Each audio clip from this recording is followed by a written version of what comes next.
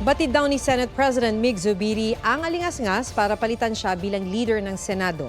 Sabi ni Zubiri, noong isang linggo pa niya naririnig ito pero di na niya ito idinitalye. Ipinauubayan na raw niya ang lahat sa kanyang mga kasamahan. There's a concerted effort to discredit the Senate. Nalaman ko pa yan last week. I serve at the pleasure of my colleagues.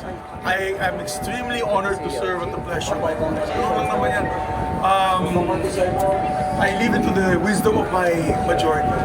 Tingin ni Senator J.V. Ejercito galing sa labas ng Senado ang planong palitan si Zubiri bilang Senate President dahil na rin sa hindi pagkakasunduan ng Senado at Kamara. Tiniyak naman ng ilang senador na buo ang kanilang suporta kay Zubiri. Huwag magpahuli sa mga balitang dapat ninyong malaman. Mag-subscribe sa GMA Integrated News sa YouTube. Sa mga kapuso abroad, subaybayan nyo kami sa GMA Pinoy TV at sa www.gmanews.tv.